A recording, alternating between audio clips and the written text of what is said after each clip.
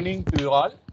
I am Dr. Anbuchayan, Associate Professor in the Department of Physics, SRM Valiama Engineering College, and one of the coordinator of this today event. So the important event, the guest lecture on nano dimensional films and basics and applications.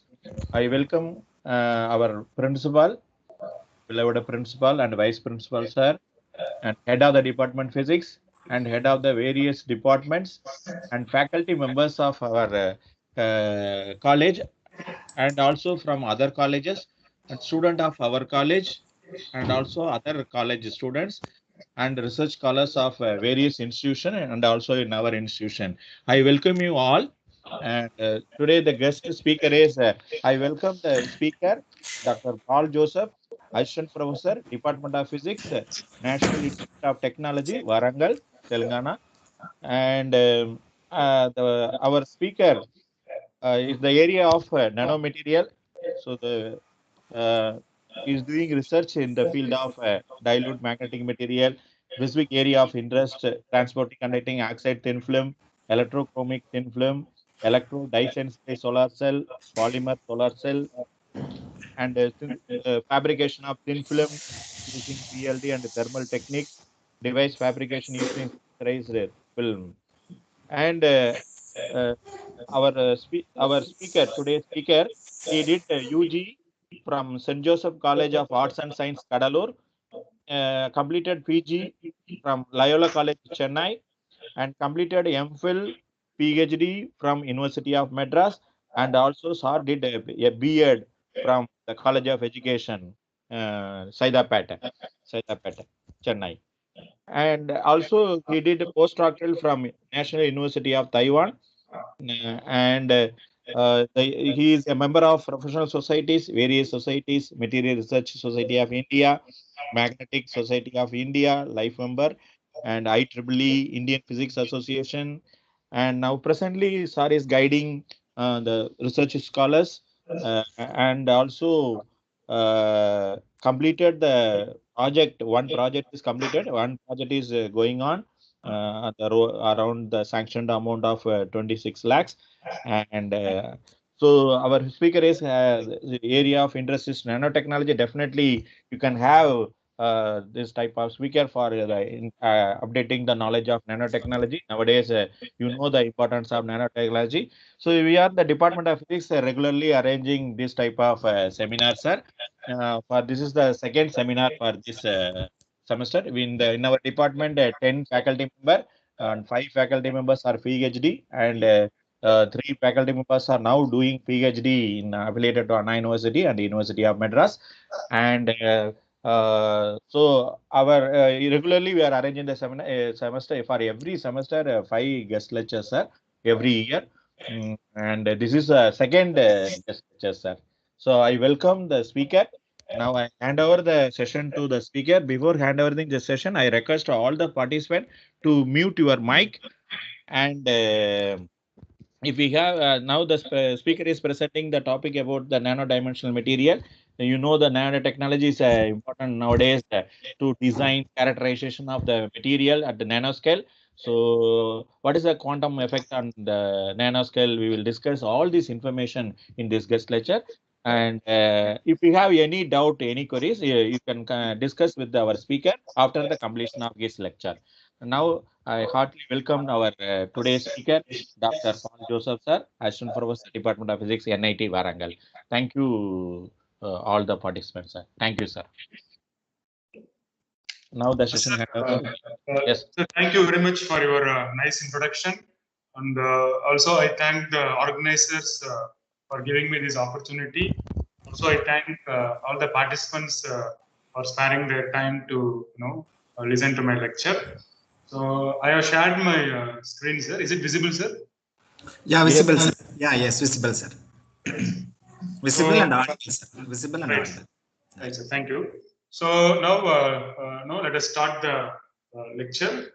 So the title of my presentation is Nano-Dimensional Films from Basics to Applications. Okay, so that's the title.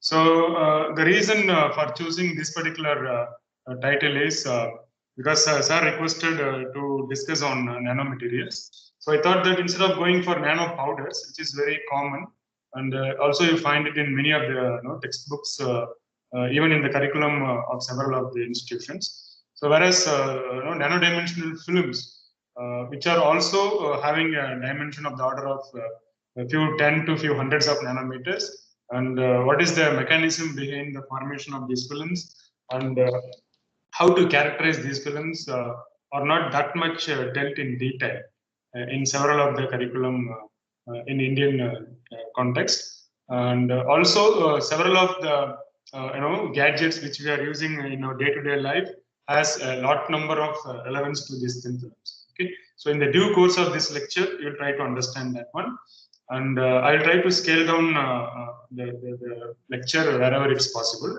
for the benefit of students. Also, I'll try to outline some of the research-oriented aspects for the benefit of the faculty who are doing their PhD.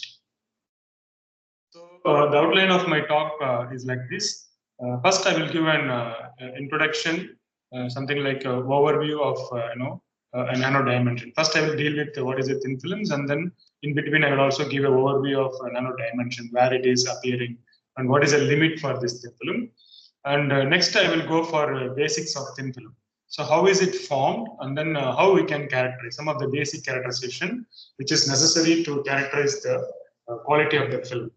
And next one, I will be focusing on alternative transparent conducting electrodes. So this will be essentially a thin films. So why I want to discuss on this particular material or this particular application, and I will introduce some of the basics of transparent conducting electrodes. In short, we can call it as the TCE, or sometimes they also call it as TCOs if it is an oxide system. Okay, and next one I will try to discuss on spray deposited tantalum doped tin oxide transparent conducting oxide thin film, and I will discuss some of the results of its characterization. Also, I will try to discuss some application based on this particular thin film. Okay, so in the first part of the my talk, I will try to give a lot of basics on thin films, and in the second part, I will give on the application. And I will focus more on the first part than on the second part, because that will be benefiting for the students. And then finally, I will conclude. Okay. So now coming to the introduction of this particular lecture, you will see that today's life is very strongly influenced by thin films. So especially based on applications. Especially if you see in this pandemic situation, all of us are separated from each of us, and we are bound to do several things through online only. And in this context, you will see that several people are using tabs or mobile phones or touchscreen based devices. So there is a huge increase in the usage of such kind of devices. And essentially, you will see this, all these gadgets will be using several materials in its thin film form, because present day technology is much more towards the compact devices. So we always want a slim device for our use, so that the weight will be very less and it will be stylish also several times. Okay, so in this aspect we will see that why thin film is very important, and we can see some of the examples which are shown here. We can see that several of the spectacles which we are using, which comes with thin film coating. We may not be aware of that one, but most of us will be using this one. Okay, so there will be an anti-glare coating on the surface of the spectacles. Also, in an expensive cameras, also you can see some kind of coatings will be there on the surface of the lens. So likewise, when you use a mobile phone, also you will see that apart from the scratch-proof card, you will see that at the base of this one there will be a touch screen. Essentially, this touch screen, whenever you are using, that carries information for you to attend a call or to see a movie played in this particular screen. So always when you touch it, you are giving a signal. So how this signal is carried actually? So almost the surface of your mobile phone looks like a glass. So glass, you know that it is an insulator, but how come it is carrying? So essentially, you will see that a lot number of thin layers are coated on the device, on the display device of your mobile phone or touchscreen laptops.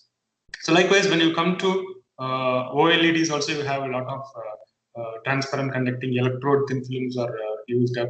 Or even when you take a SIM card, you will see that there is a thin gold layer which is coated there. Okay, so we cannot use a thick gold layer because it's going to be very expensive. So people use actually a very thin layer of gold because gold is a noble material and it has very good corrosion resistance and also very good electrical conductivity. So that's why almost all your SIM cards will carry a very thin layer of gold. Not only your SIM cards, several of your electronic devices inside your hardware will also have small amount of gold. Okay, but everything will be in the form of a thin film. So these are some of the applications. So likewise, even if you have a packet of chips from a very good company, you will see that the interior of this one will have a thin or sometimes even a thick coating of aluminum foil. Okay, so this will be integrated to your polymeric sheet. So because this will give you a very good shelf life for the product which you are packing inside and keeps the food very much fresh for quite long time. Okay, so these are all some of the applications. And recently, you will see that several companies have marketed, a jerkin or shirts with very thin solar cell integrated into your overcoat. So that means it should be a flexible one. So obviously, it should be very thin so that you can wear that one. And when you are going on a bike, automatically these flexible solar cells on your surface of your wearable coats will gather the power, and then they will be helpful to charge your mobile phone or something like that. Okay, so this is some of the very limited application which I have focused. In fact, a lot number of applications are there for thin films. So it becomes very essential for us to understand what is a thin film and how to prepare a thin film and how to characterize a thin film for various applications. Okay, so this lecture may not be sufficient enough to explain all those things, but anyhow, maximum possible thing we'll try to discuss on for thin films. So now coming to the very fundamental thing, you can see that what is a thin film? So by definition, thin films are thin layer of material, so less than about 1 micrometer, which are deposited over another material that is called as a substrate. So obviously, it means that thin films are not freestanding. Okay, so in general, thin films should have a substrate over which you have to deposit a material, and a thickness for which the property of the film asymptotically reaches that of the bulk is reasonably characterized as thick. So when I say a thin film, so obviously a thickness factor is coming into picture. So you have to question how thick is the film. That is very, very important. Okay? So by definition, we are telling that it's about 1 micrometer.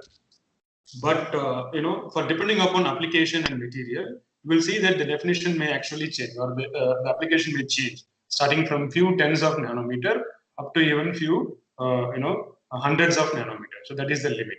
So we can see that films typically used in applications range from few atoms. So few monolayers of films are also possible to make up to 0.00 micrometer also, or even up to 1 micrometer thick. So how to define the limit?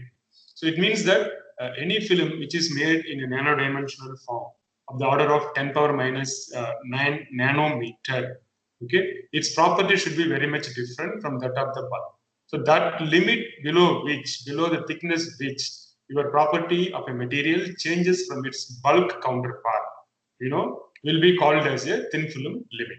Okay, and also it depends upon application, and the thickness may vary from material to material. So this is the picture which shows that particular thin film. So this green color part is actually a substrate.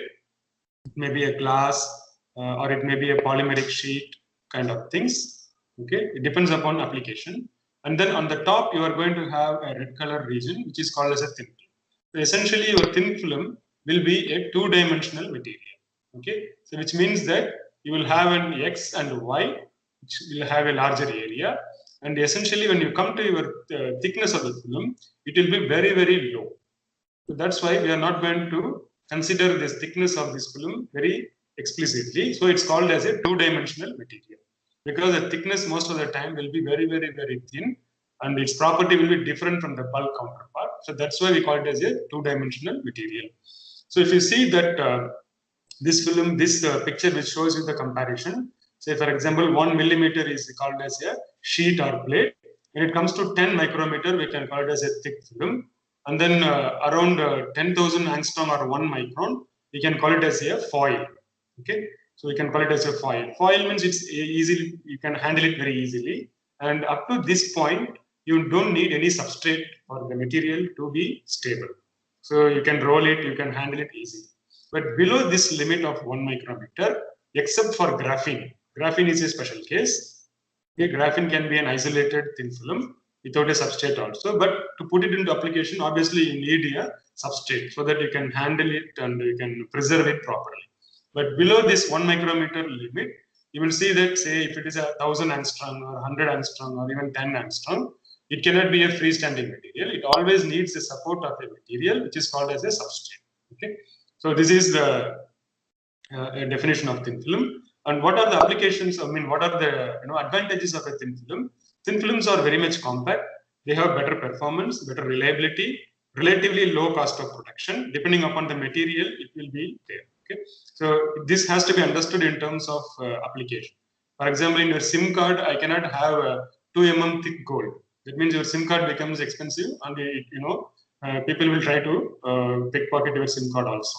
So you have to have a low cost of production. So I should have a very thin layer of gold, but still it will serve our purpose. So that's in that manner it's called as a low cost of production, and obviously low package of it, because the thickness of the material in several aspects are going to be scaled down. So the whole device will be looking very lightweight. Okay. Now coming to how to form thin films.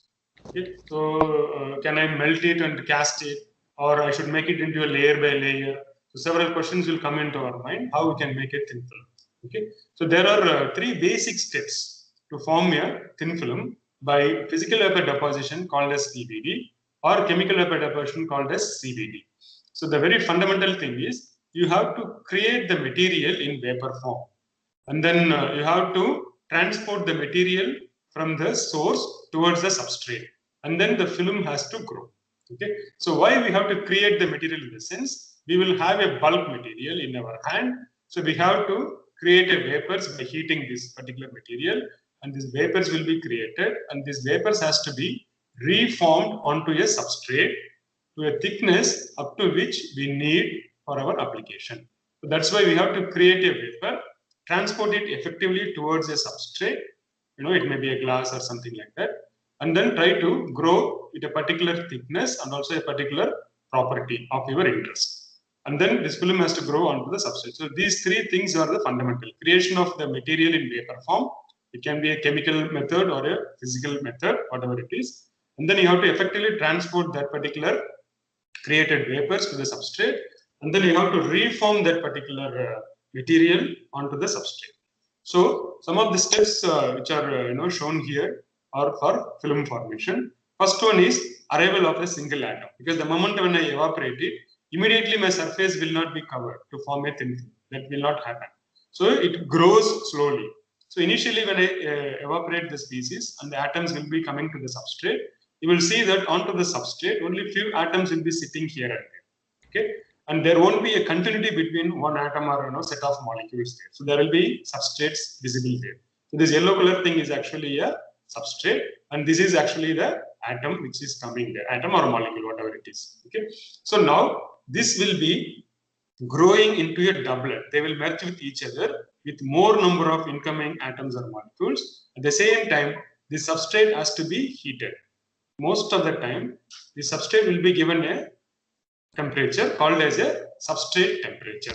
So the substrate temperature will increase the kinetic energy of these atoms or molecules, help them to move from one location to another location, and then it will help them to form a doublet, and then it will grow in size. It is called as a nucleation, and then this nucleation will further grow in size, and that is called as growth.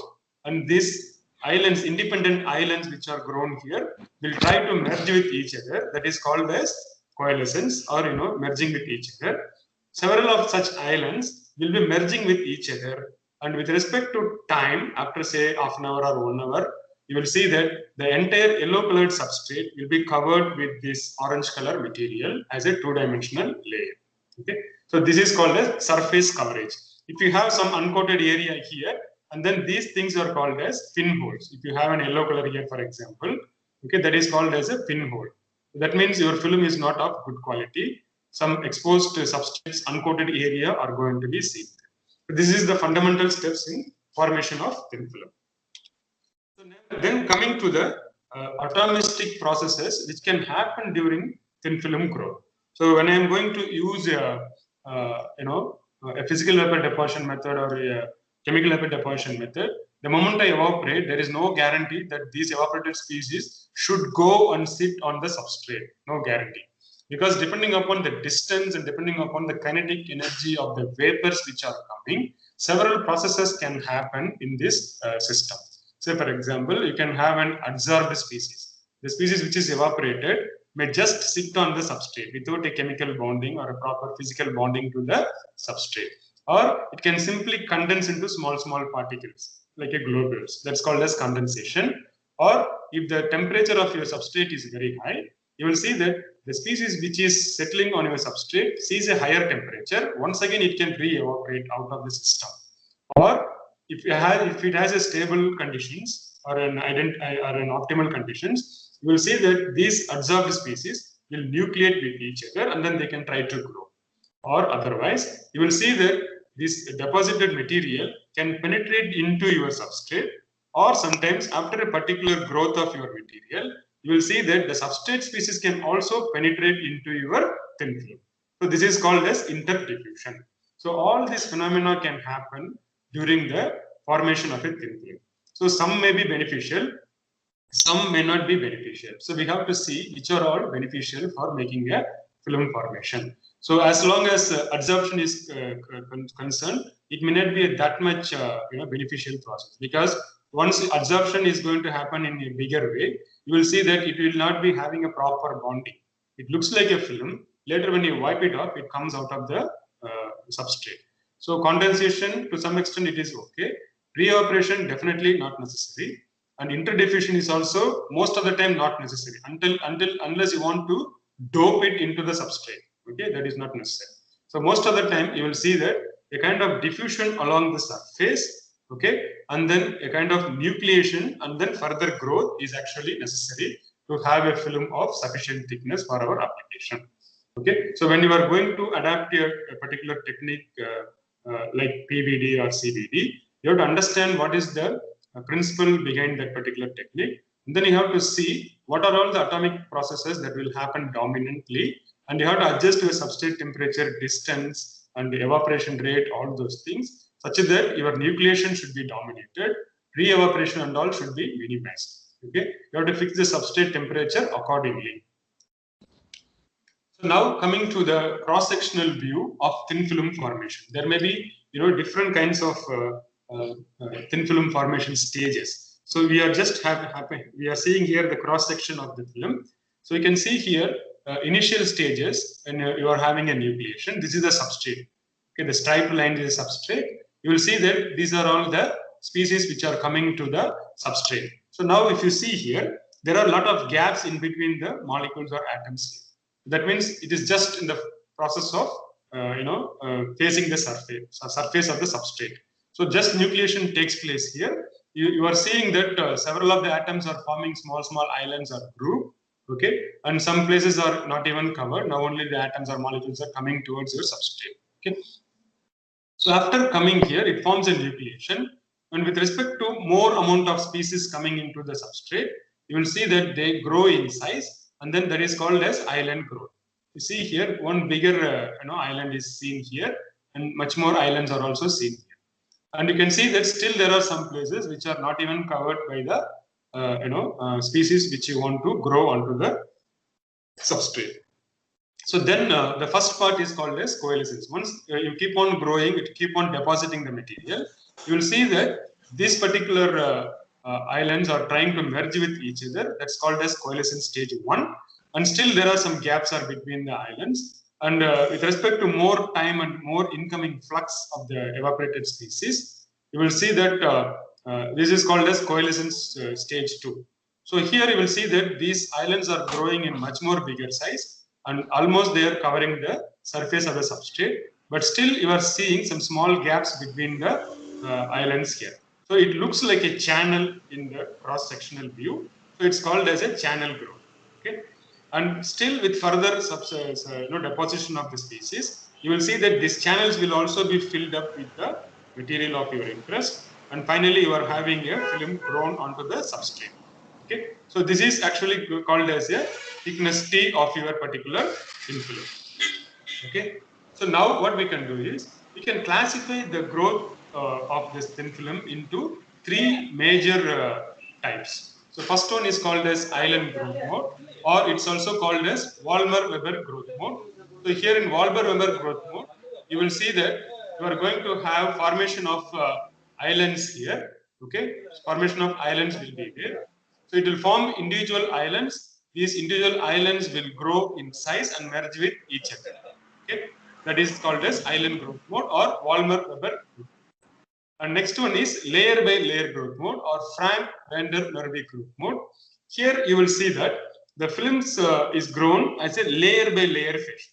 So here in island growth mode, you are seeing a lot of gaps. Before the gaps are filled up, islands are formed. So some uncovered substrate is seen here. Whereas in the case of Frank-Vander-Merwe growth mode, you will see that the entire substrate surface is covered first of all. Then only second layer will be grown. Okay, so this is called as layer by layer growth mode. So this layer by layer growth mode happens only in very sophisticated techniques like molecular beam epitaxial growth most of the time. And in sometimes if you control the rate of growth, it can also happen in some other techniques like PLD and also in the case of sputtering. But this is mostly favorable in the case of MBE techniques only. And next one is called as mixed growth mode or Stansky-Krasnov growth mode. Here you can see that both these techniques are going to happen there. Initially, it will be having a kind of layer by layer growth mode. As time proceeds, you will see that they form islands here and then they will be proceeding. Okay, so most of the time, this layer by layer growth mode gives a very good quality thin film. Whereas this island growth mode is not going to give you a very good quality thin film most of the time. Okay, and finally, this will be having a quality in between these. That's called as mixed growth or Stansky-Krasnov growth mode.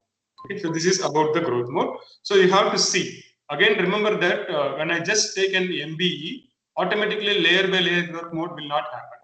You have to fix the deposition condition very precisely and monitor that one very carefully so that this growth will take place. Otherwise, eventually it will be ending up in mixed growth mode or island growth mode until you are going to monitor and precisely follow that particular deposition conditions. So that is very, very important. And then coming to the general factors that influence the growth of film and also quality of the film, that is important. Okay, so these are all these are all some of the essential factors which I have listed here, and this is mostly common for all kind of thin films. Okay, so cleanliness of the substrate is very important. Also, cleanliness of the deposition chamber is very, very, very important. Okay, so cleanliness is very important because if I have a substrate here, if I want to grow a thin film onto this one, suppose some kind of dust particle is sitting here, bigger dust particle, and if I grow a film like this, okay, and then you will see that this dust particle sitting here will be kind of inclusion there. So your film will not have a good lattice matching here, or some third element or foreign species will be sitting on the surface. Say for example, oil in your hand or sweat in your hand. If you are not handling the substrate properly, that will be a bigger problem for your device. Because we are speaking about thickness of the order of few tens to hundreds of nanometer. So in that regime, even a small dust particle sitting there will have a major influence on the properties of your thin film. The film itself may not form sometimes if it is going to be not clean. Okay, so this cleanliness is very, very important. Even if I purchase a substrate from a company, I just open the box and then I start depositing, it is not a clean one. Okay, because every second you will see that a lot of dust particles and carbon from atmosphere are keep on depositing on your substrate. So every time you have to clean the substrate ultrasonically, immediately load it into the chamber and start your deposition to minimize the surface contamination. Okay, likewise, your deposition chamber also should be very, very clean. Suppose today I am using a low melting point material to be deposited. If I don't clean the inside of my chamber properly, tomorrow somebody is coming and using a high deposition, high vaporization point material. Say for example, if they are going to keep their substrate temperature around 800 degrees centigrade, then what will happen is yesterday's material which was deposited, we will see a high temperature in that region, and then it will start evaporating once again from the walls of the chamber sometimes, or from near the place where you are keeping your substrate, and then they will go and contaminate your substrate. Okay. So if I want a material X to be deposited onto my substrate, only X should be there. Some Y should not be there in my material. Okay, that is the very, very important thing. It's very fundamental for any film deposition. And next one is type of substrate. So what kind of substrate I'm going to use? Okay, that is also very, very important. If I'm going to use a glass, that is one kind of deposition. If I use a polymer, then that is another kind of deposition. And what will be the crystalline quality of the film which is deposited on the surface? It's very, very important. If it is a cubic material, which I want to grow there, if I take the substrate also in the same cubic material, then the crystallographic properties will be very good. Because the deposited material will try to follow or replicate the same crystal structure which is in the substrate. That is very, very important. Likewise, the substrate temperature will also tell you what is the maximum limit for deposition of the substrate temperature. That is also very important. By keeping a polymeric sheet, I cannot go more than maximum 140 degrees centigrade. If I go more than 140 degrees centigrade, my polymer will be melted and it will evaporate, it will contaminate your chamber. So in case of polymeric materials, mostly several people don't give a substrate temperature, or they keep it very low, like 75 degrees centigrade to 100 degrees centigrade. If it is glass, we can go up to something like 400 degrees centigrade, depending upon the substrate. If it is a quartz, we can conveniently go up to 800 to 900 degrees centigrade. That is very important. So this type of substrate also dictates you what is a lattice match. Okay, so lattice matching is what I told you, this cubic structure of your material matching with the crystallographic structure of your substrate. That is called as epitaxial. Epi means, epitaxial means same kind of structure for your material and the substrate. Okay, or if you're not having a good quality substrate, you will see that instead of following the same crystallographic type, it will end up in a different crystallographic type, or into different orientations of the grain. That is called as polycrystalline. So the structural growth is in between these two. I will discuss in the due course. So substrate temperature is also important, as I told you, for glass or polymer. Then what kind of atmosphere you are going to give? Okay, that is also very, very important. I can use inert atmosphere by putting I can put an helium gas inside, or sometimes I can put a krypton gas inside, or I can use oxygen also. Depending upon what is your material, I have to choose this particular atmosphere, because this will help me to have a reaction during formation of the film, or it will help me to reduce or to modify the kinetic energy of the evaporated species to control the rate of deposition of film growth. Okay, and then film adherence. Adherence is very, very important. After deposition, if I wipe it off, it should not come out. Okay, that means the film is not formed; just it has absorbed on the surface. So likewise, rate of deposition is also very, very important. If the rate is very, very high, you will see that most of the time you will end up with an inferior quality thin film. So something like island growth mode or mixed growth mode, you will be ending up. If I want to have a layer by layer growth mode, to have an epitaxial film growth, I have to keep my rate of deposition very slow. But of course, it takes long time to deposit. But if you want to have a quality thin film, your rate of deposition should be very low. Okay, that is very, very important. And then coming to the cleaning process, how to clean the substrate. So first of all, you should decide what is a substrate, whether it is a glass or whether it is a polymer. Okay, so if it is a polymeric material, if I use strong acids, the substrate will be dissolved out. Okay, that should not happen. Or if I have a glass substrate, once again, I should not use a very much corrosive substrate. If I use a very much corrosive substrate, the surface will be etched out, and then the growth of the film may not happen properly.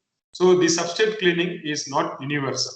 You have to clean, but what are the steps to use for cleaning will vary depending upon what is your material or what is your substrate, all those things. So for now, I have given some set of procedure to clean that one. So you can see here, first I can take my glass substrate, put it in an ultrasonicator, okay, in a proper solvent in a container. That is very important, because why I have to use an ultrasonicator means ultrasonicators will have frequency of the order of 20 kilohertz, right? So when they have 20 kilohertz frequency, you will see that at the bottom you will have a PZT crystal. Piezoelectric crystal will be there at the bottom. So when I'm going to oscillate this piezoelectric crystal at a very higher frequency in the range of ultrasound waves, you will see that inside this beaker where I have put my substrate along with this solvent, I cannot put it empty. I have to put some solvent here. So it will be creating bubbles. It will be creating lot number of bubbles at a rapid rate. Okay, of the order of ultrasonic frequency, it will create. So the moment it creates a lot of minute bubbles and cracks them immediately, you will see that a lot of kinetic energy and temperature local temperature will be seen there. A high temperature for a very fraction of a second will be developed on the surface of the substrate. So any dust particles sitting on the crevices or at the edges of the substrate will be removed off to a greater extent. That's why we are using ultrasonic cleaning. And then I can use it in a solvent or water, whatever it is. So first, generally what we'll do is we'll use a water first of all. Then you use a mild detergent. You should not put a strong detergent. Okay, just for namesake, I will put it as a Dettol. You should not put Dettol and all because it's a very strong one. Okay, it will etch off your substrate surface. So a lot of mild detergents are available in the market. You have to get that one and clean that one. Once again, you have to clean the soap solution with proper water. Otherwise, the soap solution itself will contaminate your substrate. And then put an isopropyl alcohol and then DI water and then acetone. Or I can even put acetone first and then I can go for IPA. So you have to choose the material and then the solvent. And after doing this cleaning, you should go for plasma cleaning.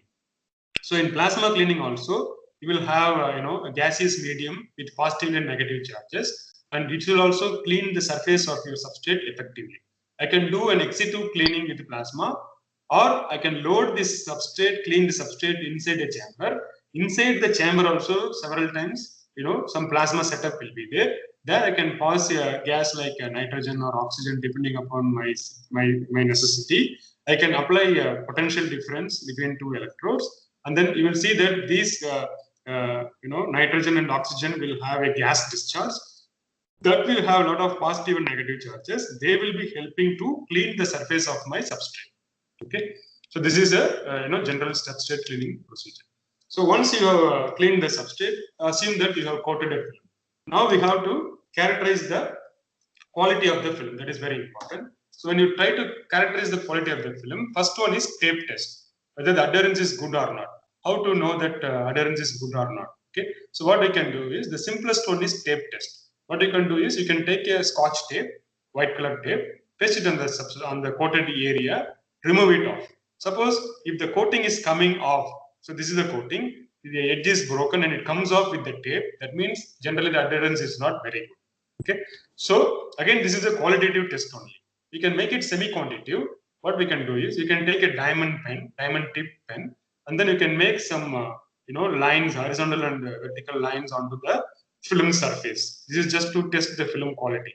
Okay, so once you do a cross cut like this, after making a cross cut, once again you paste the tape on the surface of your substrate and peel it off. So suppose after peeling it off, say for example here, say 1, 2, 3, 4, 5, some almost like 4 to 5 squares are removed. Means adherence is somewhat good. Suppose in another film, several of the squares are removed here, means then the adherence is not very good. So this is also not very quantitative, it's semi-quantitative. So depending upon how many number of squares are coming out or not coming out, we can tell to greater extent quality of the adherence. Okay, this is only, again remember that this is a qualitative test because it depends upon what is the adhesive property of this tape and how fast you are pulling it. This is only a crude way of testing that. Okay, so apart from this cross-cut test, we can do a lot of mechanical tests like friction, wear, ductility, hardness. So many things are there. Using a nano indenter or nano tribometer, we can do that. Okay. Likewise, I can also do a scratch test. Okay, I can put a sharp tip on the surface. I can make a scratch. If it is scratching very easily, then the adherence is not going to be good. So I can test the adhesion strength by using a scratch test also. So all these things are already available in a nano indentation test. Okay, that is already available. And next one is very important parameter called as thickness, because the thickness of the film will tell you whether it is a thin film or a thick film. Okay, so obviously I have to study the film of the thickness of the film, because this film thickness will determine the property of your material. If it is an electrical material or if it is an optical material, thickness dependency is very much important. So I have to measure the thickness of my film very accurately. So what we can do is the simplest one is called as a surface stylus profiler. Okay, it's called as a stylus profiler. So what it will do is it will have a cantilever. It will have a sharp tip like this. Okay, it will have a cantilever. I can scribe this cantilever on the surface of the step edge. So what I have to do here is, I think it will be having a clear picture here. So now you see here in this picture which is shown here, this may be the substrate. This is a substrate here. over the substrate. Before coating the film, what I will do is I will keep a tape here. This red color thing is a tape. Okay, that means this is a substrate, and next one is I will put a tape onto the substrate here. I will paste it properly, or I can use a sharp knife edge kind of blade. I can keep it there. Okay, now it is not coated. Now what you do, you evaporate the material and coat this substrate here. So now coating will happen here and also here on the substrate surface of your tape. After coating is done, you remove the tape or knife edge. So ultimately your film will look like this. Okay, your film will be here and this will be uncoated area. So there is a step seen there like this. Okay, uncoated area, uncoated area. You are going to have a step that is called as a step edge. So if you want to use a stylus profiler, you are supposed to coat the material with this step edge only. And then I can put a stylus with a sharp tip like this, scribing from the substrate. And then when it comes here, it looks like a step. So this tip will climb over this one because it's a cantilever, it can move freely. So it will climb over the step. So I can use some software and then I can, make this as a flat one. And then I can take the difference between these two. By using a laser measurement techniques, precisely I can measure how much this cantilever has moved up. The difference will give me the thickness here. So this is a photograph of the equipment. I can see here, this is a uncoated area, this is a coated area of a film.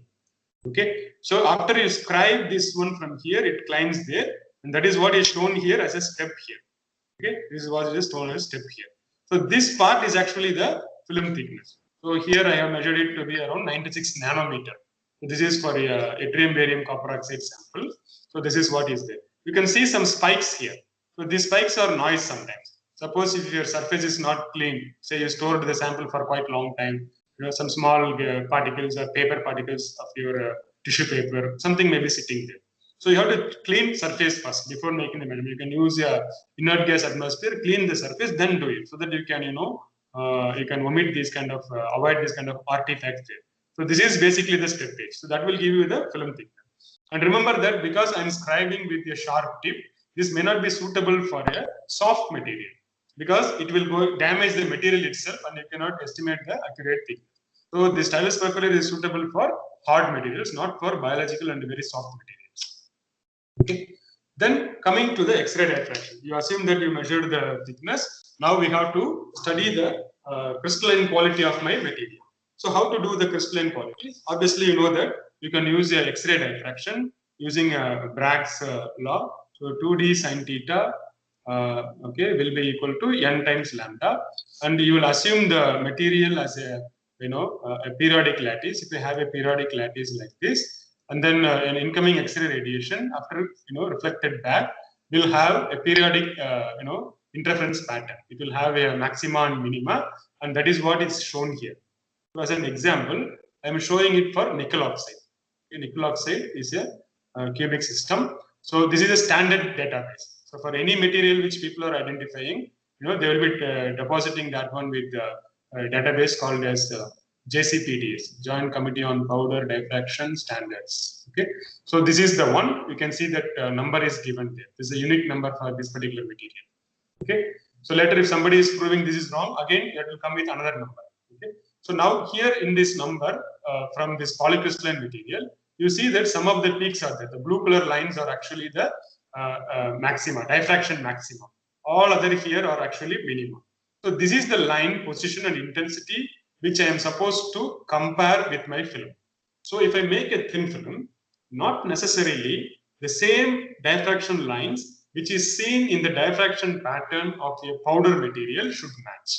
So this is very, very important. That is what is called as textured growth. Okay, or to calculate textured growth, we use a formula called as texture coefficient formula. So this texture coefficient formula will involve the intensity from the pattern onto our material, okay, our film. So now this is a standard material. This is my film, which I have deposited using a spray pyrolysis technique. Now, if same cubic structure is found in my material, how to identify that one? So I have to take a pattern for my different films here, and then I have to identify the location of my 2 theta here, and then the intensity, and then I have to compare whether this position and intensity are matching here. Okay, so but you see here in this nickel oxide pattern, which I have deposited here, in this standard pattern, you will see that the highest intensity peak is around 43 degree, 43.2 degree, 100%. So this is the 100% peak. Okay, whereas this is the second intensity peak, higher intensity peak. Then this is the third one, but the intensities are not matching. You see here in my pattern for thin films, the first 37.2 degree film thin film peak is higher, whereas the actual 100 intensity peak is lesser. Okay, so this doesn't mean that the compound has not formed in my substrate. That's why thin film diffraction patterns are sometimes, little bit tricky.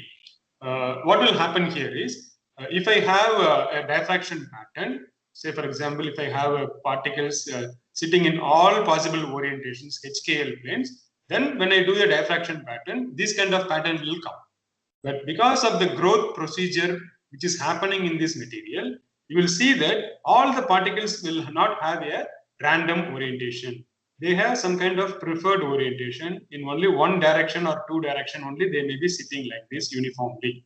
And the thickness is very, very thin. So once when the X-ray comes inside, even though you give a rotation for the substrate and you try to maximize the exposure, you will see that some other orientation will have higher intensity. So the intensities of the standard pattern will not match for your film most of the time. So you have to identify this is textured growth. So use this formula and plot that particular formula as a function of your variation, whether it's a concentration variation, whatever it is. If your texture coefficient value is less than 1, then it is a polycrystalline material. There is no preferred orientation. Suppose if your texture growth is more than 1, okay, it's like 1.4 or 2 or 3, then it is a textured growth. So this is very important for thin films. Most of the time, thin film patterns, unless it is a polycrystalline thin film, your X-ray diffraction pattern may not match with the polycrystalline X-ray diffraction standards. So you have to see whether it is having some textured growth. This is very important.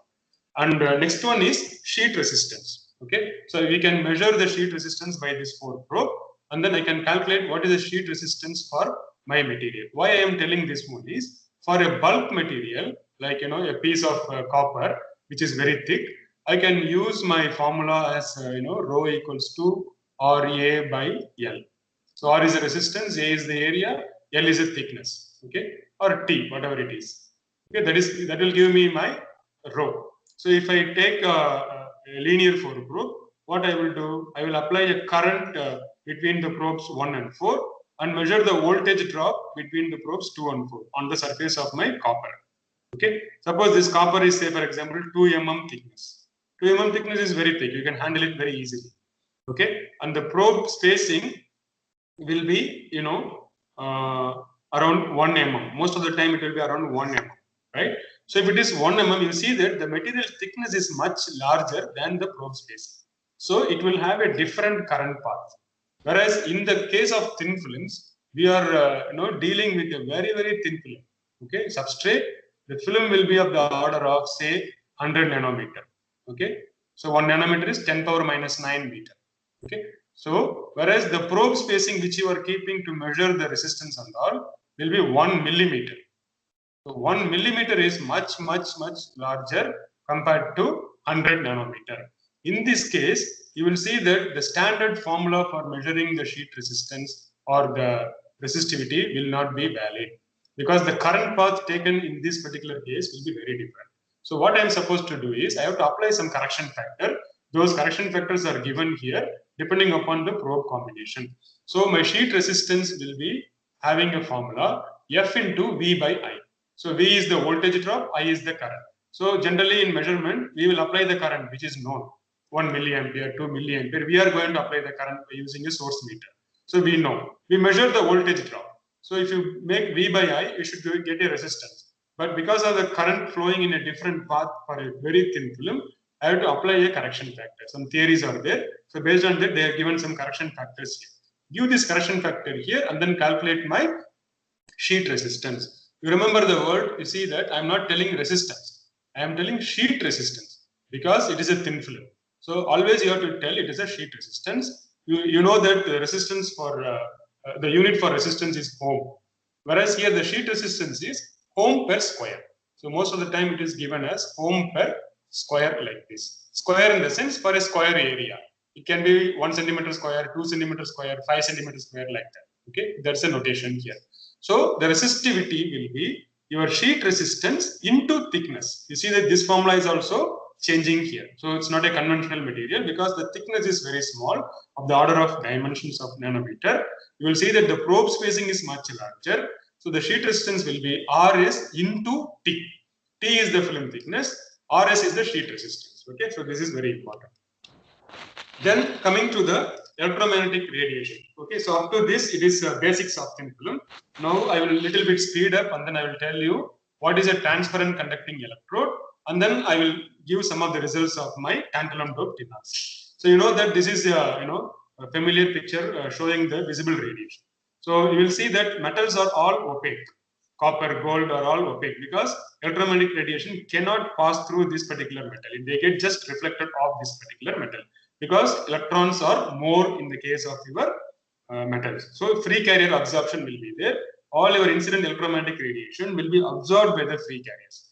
Whereas when you come to a glass or a semiconductor with a wide band gap, you will see that they have sufficient band gap and less number of carriers. So obviously the electromagnetic radiation can pass through your particular glass medium or sometimes semiconductor medium. Okay, this is very important. Okay, with this idea, we will go into the concept. What is a transparent conducting oxide? Okay, so now you recall the touch screen of your device. Okay, whatever the mobile phone or touch screen laptop you are having, when you are touching, there is a signal carried. So how this signal is carried? That means there should be something happening there. Some change should be happening there. And you see that your screen will be divided into different locations. Okay, your click button will be appearing in different locations. The entire screen should have some sensor there. So that sensor should be conducting. Then only a signal will be carried. At the same time, it should also be transparent. Then only the light coming from your display device, LED or OLED kind of thing, will reach your eye. Okay, that is a very important part here. So the material which is on your screen should be both transparent and also conducting. Whereas by Maxwell's equation, you will see that metals are going to be opaque, and then glass will be actually highly resistant. So you cannot have both the functions in the same material. Okay, Maxwell equations limits that one. But there are a set of materials which can have these two contradicting properties coexisting in the same material. So those materials are called as transparent conducting oxides or transparent conducting electrodes. Okay, so to achieve these two properties in the same material, it's going to be little bit challenging. So you'll see that these materials are called as TCOs. So what are all the properties or requirements for having a transparent conducting oxide? Say for example, the first one is called cadmium oxide that was reported in 1907, okay, by a German physicist, Badeker. So, but this is going to be toxic. Okay, cadmium oxide is very much toxic. So you cannot commercialize that one. It's a cancerous material. So people will go for non-toxic material because now we are using very widely all these TCOs.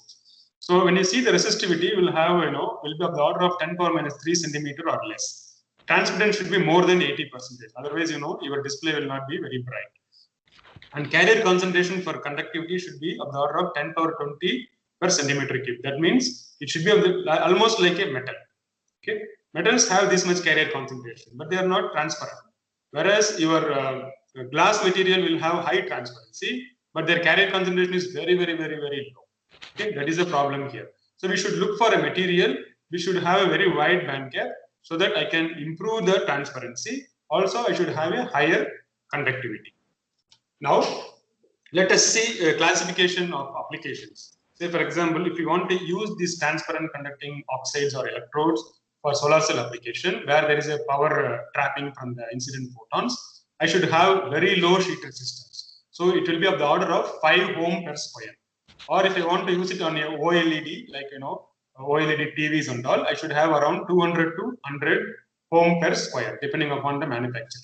Likewise, if I want to use it for a touchscreen application, then the resistance can be slightly higher. It can be even up to 500 ohm per square. Okay, so in between smart windows and LCD TVs come into picture. These are all some of the range of the sheet resistance which should have And these materials should have environmental stability, resistance, and very low electron function kind of things. Okay. Now, this is a picture which shows you the components of a touchscreen display. Okay. So this is taken from the web.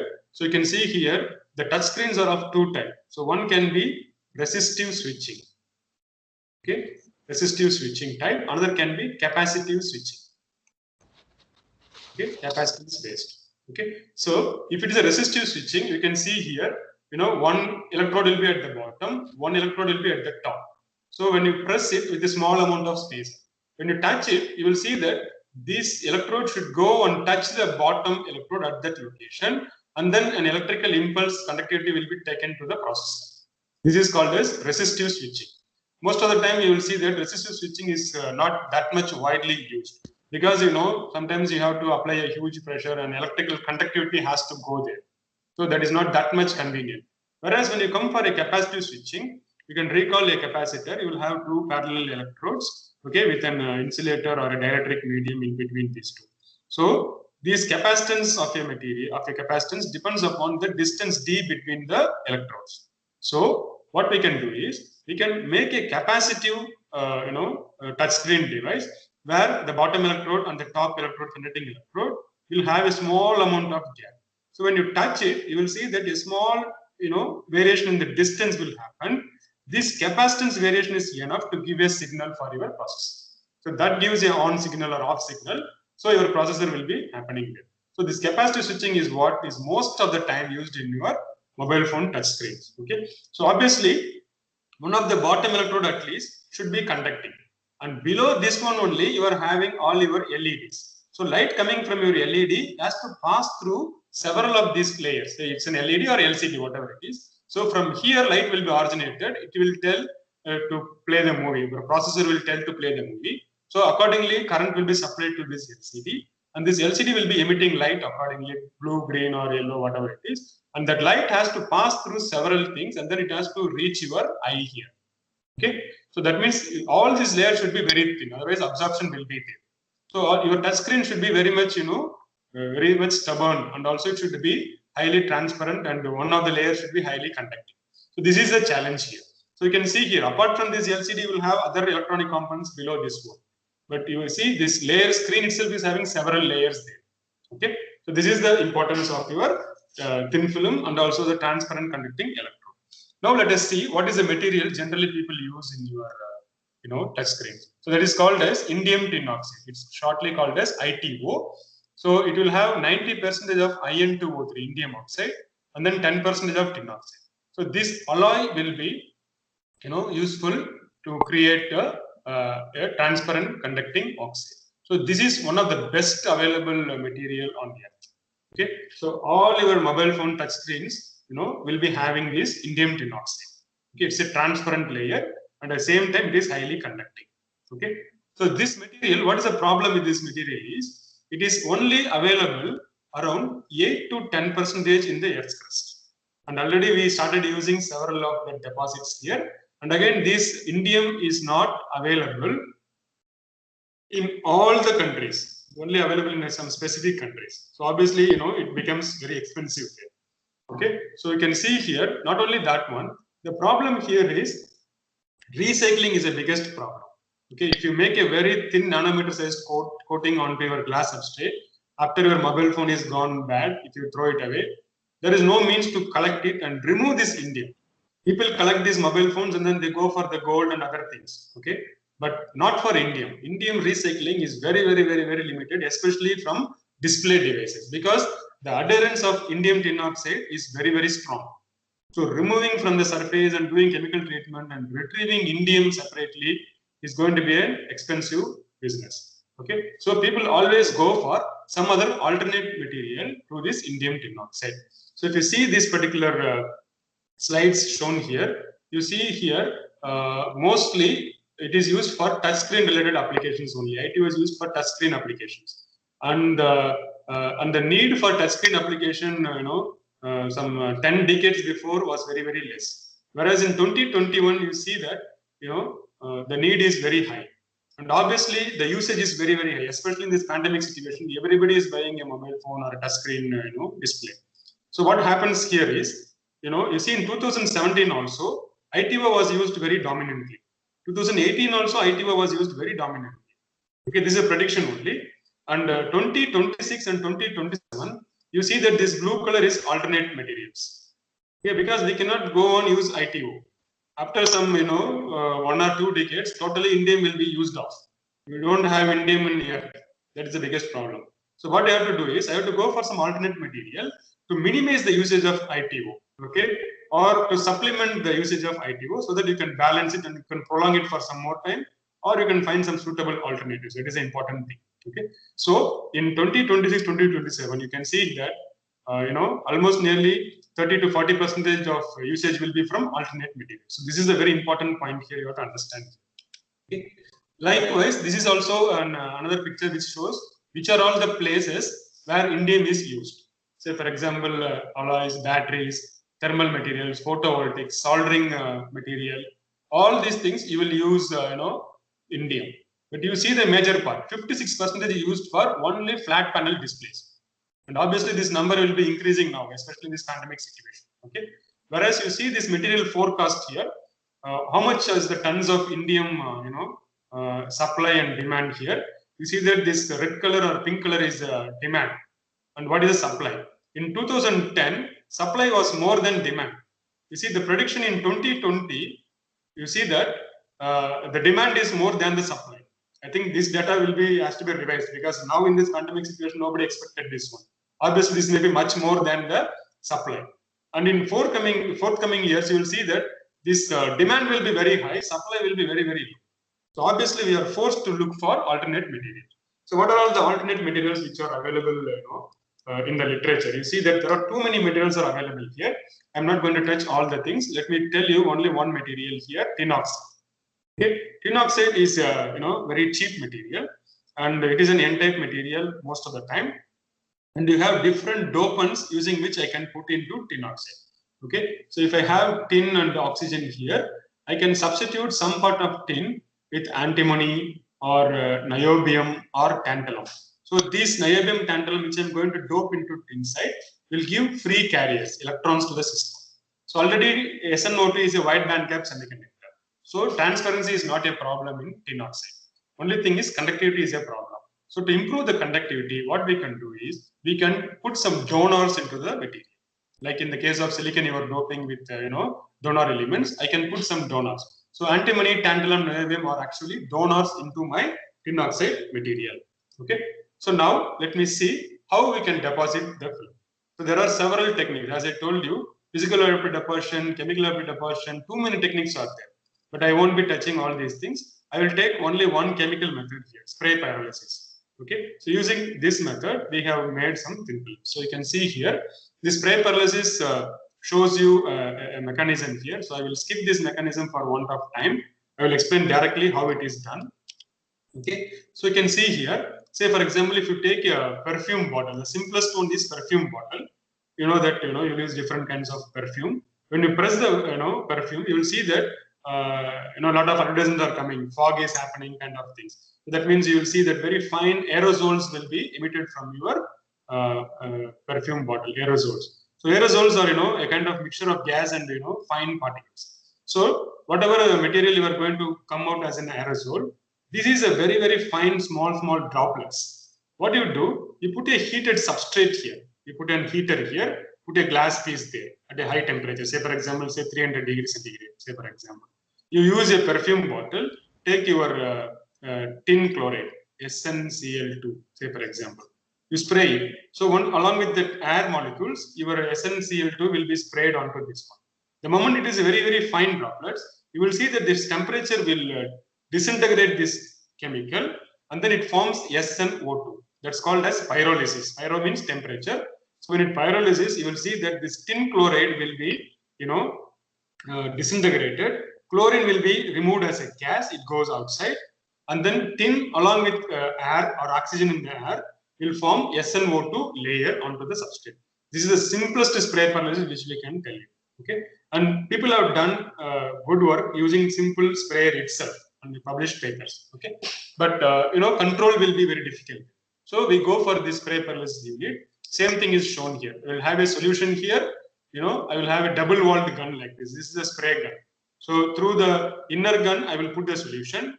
Through the outer gun, I am going to put gas or air, compressed air. So due to this end is tapered, okay, this tip is going to be very much tapered with a double gun. So due to Bernoulli's principle, you will see that there is going to be a lot of pressure difference, and you will create aerosol coming out of the system. So this aerosol will be projected onto the heated substrate, and then it will be dissociating into oxide molecules and forms as an oxide layer here. And the extruded gas, I can put the exhaust and then I can pump it out slowly. Okay, so these are all the controls to on and off for the system. So this is called as spray pyrolysis unit. Okay, so using this technique, we have prepared a tantalum doped tin oxide. So now we come to the material. That is the method. Now we come to the material. So when I put tantalum here, you see that tantalum mostly it stays in a 5+ charge state. Whereas when I take SnO2, Sn will be in 4+ charge state because oxygen will have 2-. There are 2 units of oxygen, so it will be 4-. So 4-, Sn should be in 4+ state. When I put tantalum in 5+ charge state, okay, when I put tantalum oxide here, what happens is tantalum will use 4 electrons to bind with oxygen, and 1 electron will be left free. This electron will be donated to the lattice, and we can improve the conductivity of tin oxide. Okay, so what we are doing in this work is we are putting different concentration of tantalum into tin oxide, and then we are trying to see which combination is best for our transparent conducting oxide application. And then we also tested this one as a counter electrode for making a solar cell. Okay, so now I will slightly speed up. I won't go much details of the data because time is also limited. So this is the unit which I showed you. All those things are in this region inside this cabinet, and I will have my heater here. This is the heater, and my substrate I will put it here, and my gun will be somewhere here. You see that the height between the gun and the substrate is very, very important. Okay, I will project here once again this table here. You can see these are all the control parameters which are associated with the spray pyrolysis technique.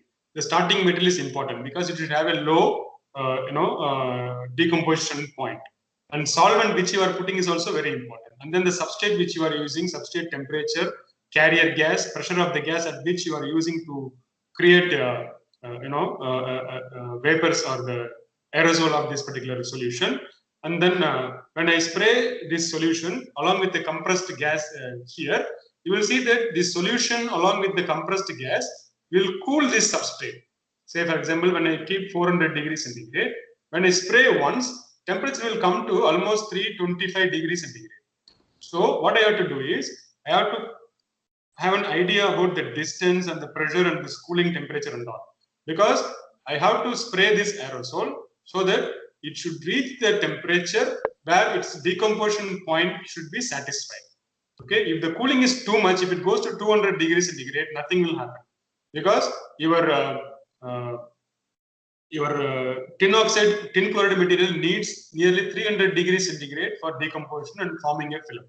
The temperature is cooled off to 200 degrees centigrade, it will not decompose. So you won't have tin oxide material there. Instead of that, you will simply have tin chloride only sprayed onto the substrate.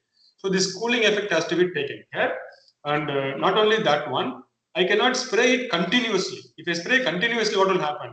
Okay, the temperature will come to 100 degrees centigrade and nothing will happen there. Okay, so what I have to do is, I have to spray for a moment and then I have to wait for some time, like 30 seconds to 1 minute. So the temperature has to come back to 400 degrees centigrade. Only then I can maintain the decomposition temperature for tin oxide. Okay, that is the condition which is given here. Okay, so I will be spraying for 0.5 seconds. Just a moment only I will spray. That aerosol will come to the substrate, and then that itself will cool my substrate nearly 75 degrees to 100 degrees centigrade. So I have to wait for 30 seconds for the heater to supply heat and to regain the temperature. Okay, then only I can maintain the temperature, suitable for my decomposition. So this is the conditions. Then coming to the X-ray diffraction. So now you recall the X-ray diffraction which I told you. So now we have estimated the texture coefficient for my pattern of this set of thin films for pure tin oxide, and then 1%, 2%, 3, 4, 5% tantalum dope. And then we have estimated the texture coefficient. And you see that the texture coefficient is higher for 210 direction. Okay, so that means the particles on the surface of my film are already oriented along a particular direction. Why? Because this particular direction orientation is called as anisotropy. Okay, it's called as anisotropy. So this is a directional dependent property.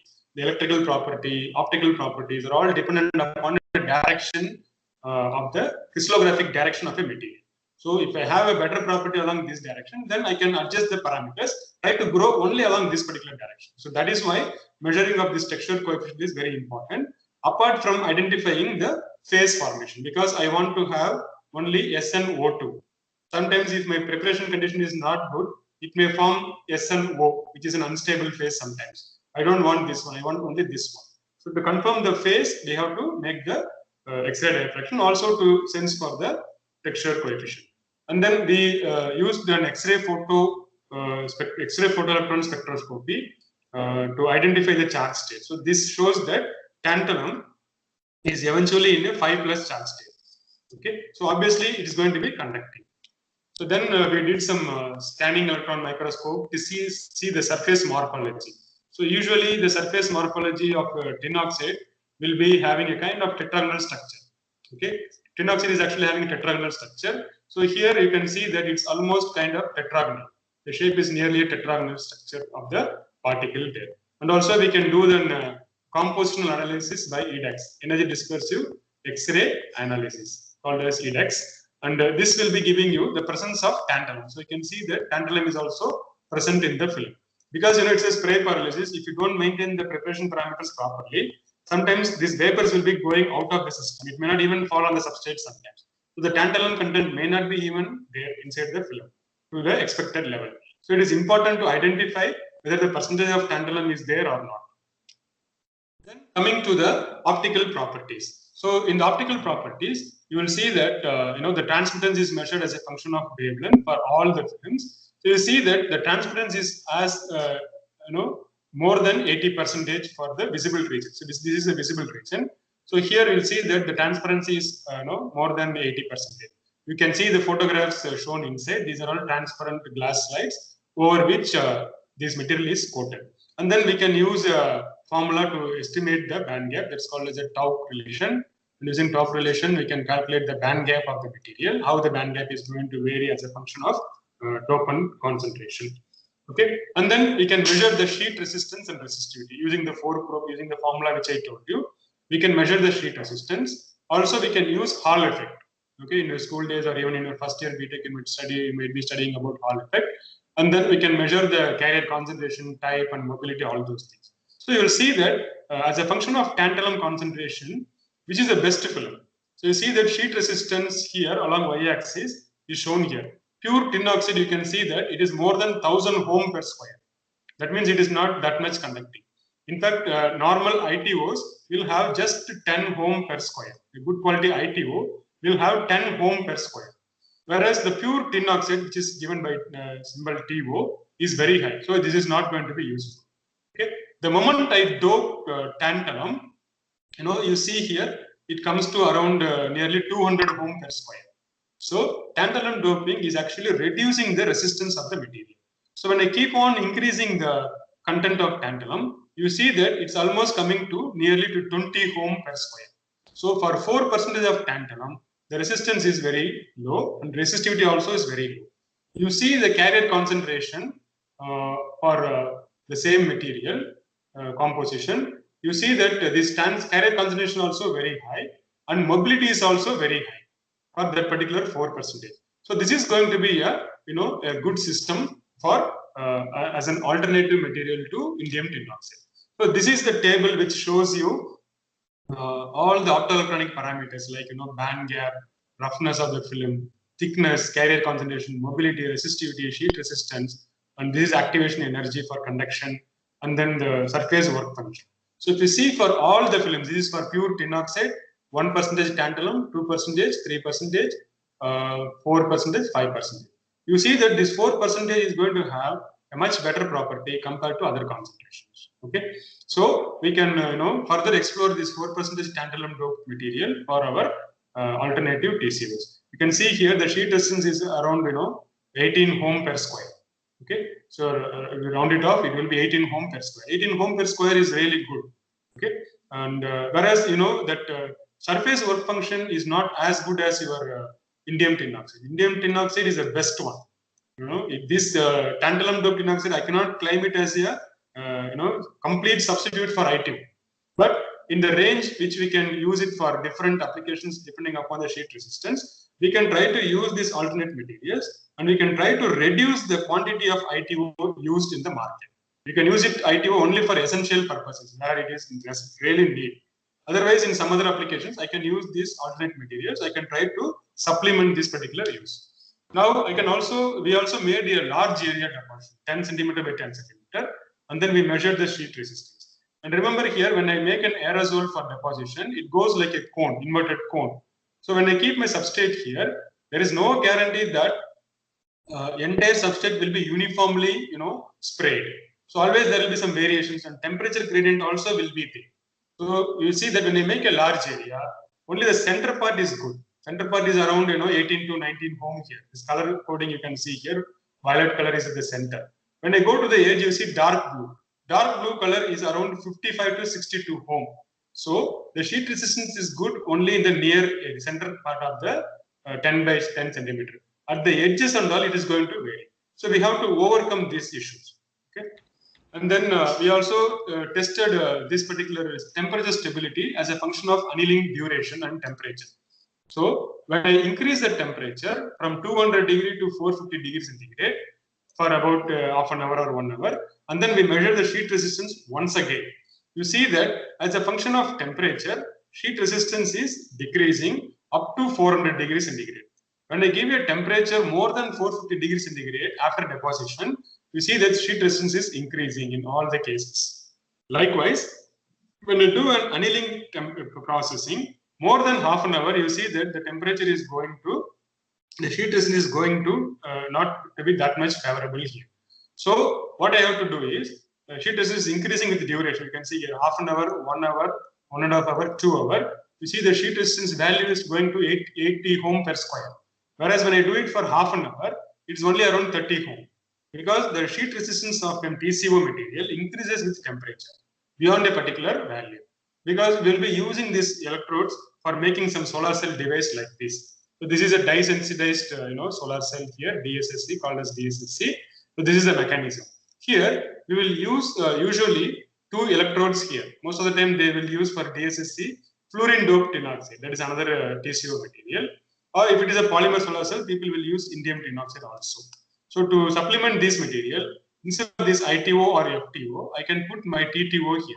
When I put my TTO there and measure fabricated device, and then I have to do a lot of intermediate steps for annealing, for sandwiching all these intermediate layers. At that time, my property should not come down. So that is why we are making the temperature stability here, and we are studying and having an idea here. Okay. So when I come to the efficiency of my device, so this is a device which we fabricated, and after doing this one, you can see that what is the efficiency of this device. So here you can see that when I use a standard fluorine doped tin oxide, that is a commercially available material as an electrode, you can see here the efficiency is 5.5% power conversion efficiency.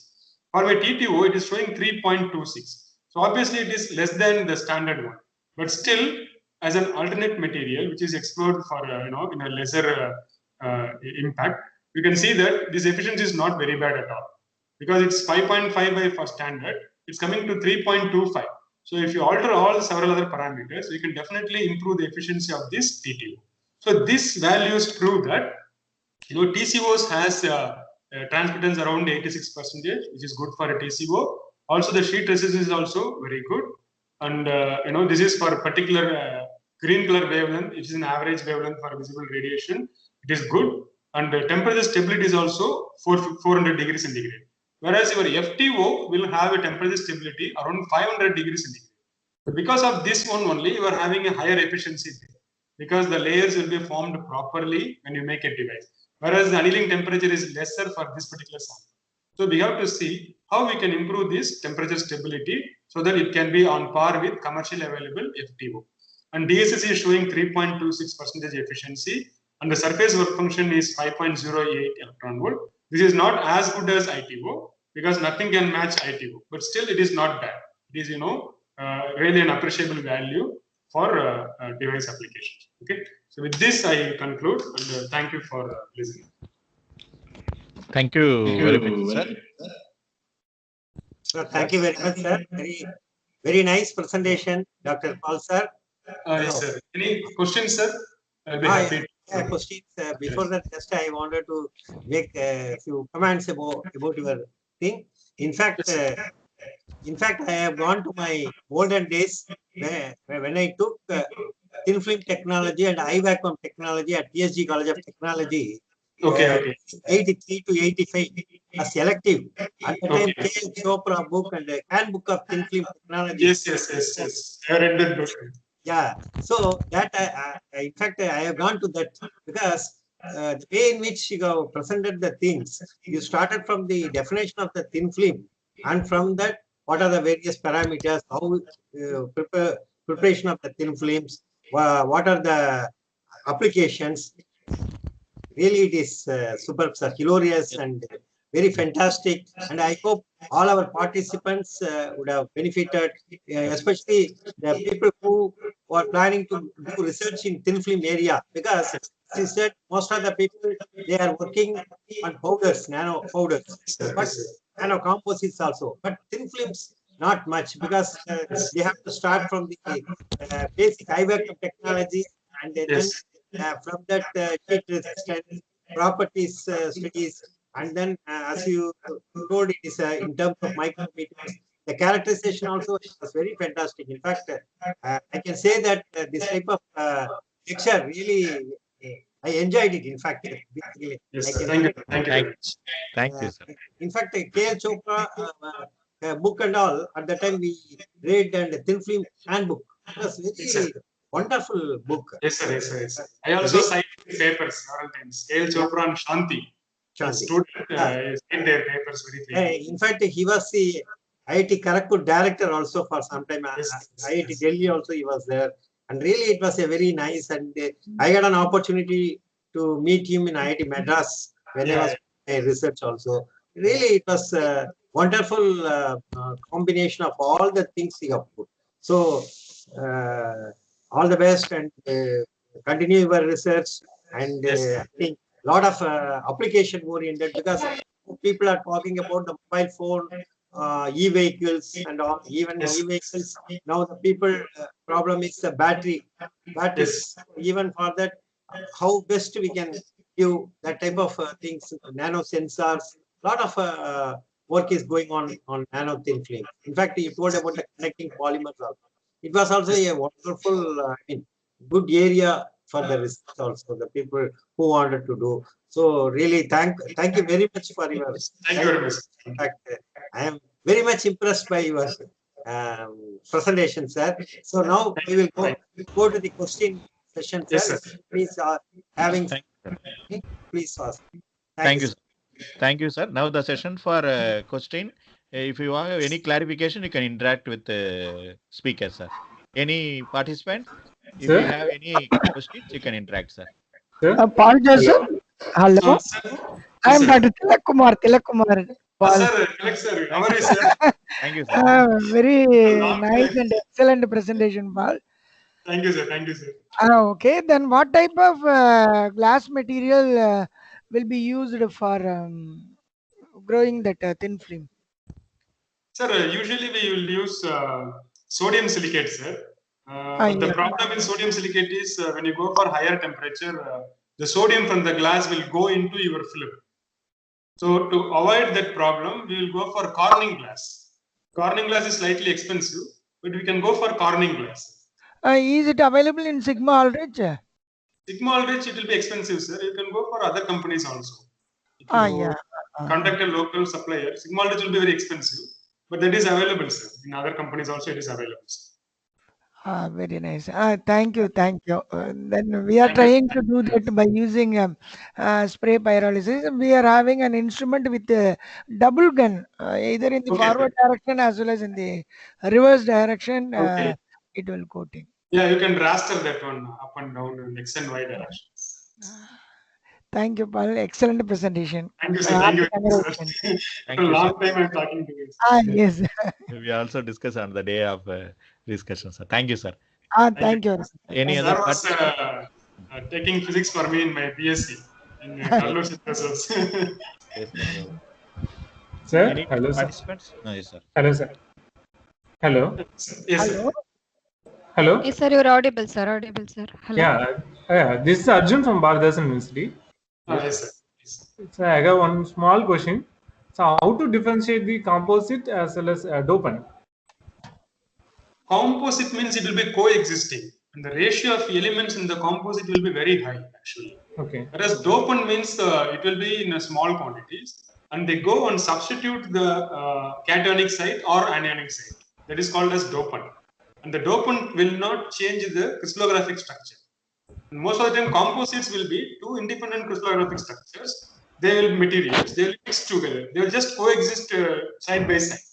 That is what we can call it as a composite. But what we are doing here is a dopant actually.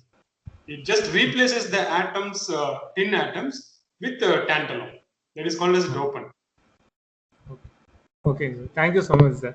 Really nice lecture, sir. Yeah, thank you. Thank you, sir. Excuse me, sir. Yes, madam, please. Good evening, sir. I'm a student. Yeah. Sir, I want to ask a question. Can I? Yes, please. Yes.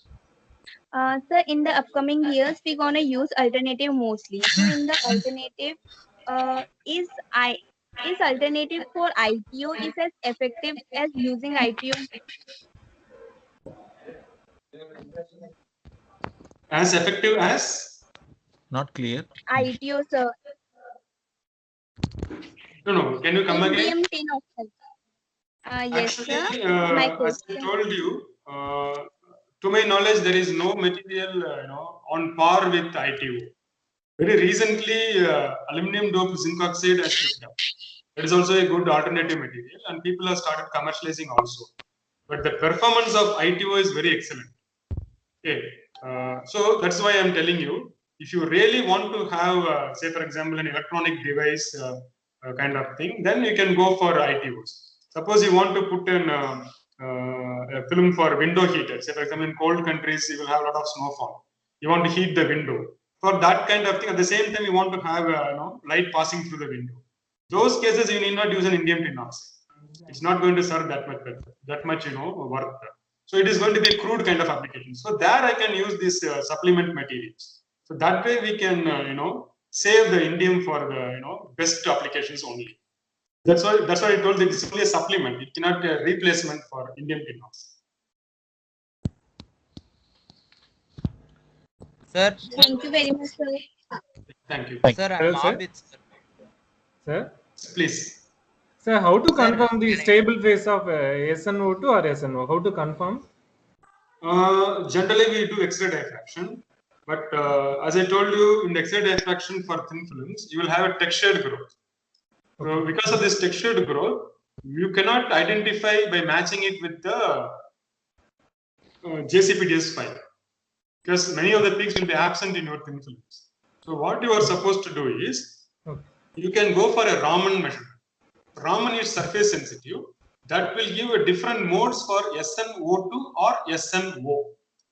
From that one, we can identify what are the modes that are prescribed for SNO2 that should appear here, and what are the modes that are appearing for SNO that should appear separately.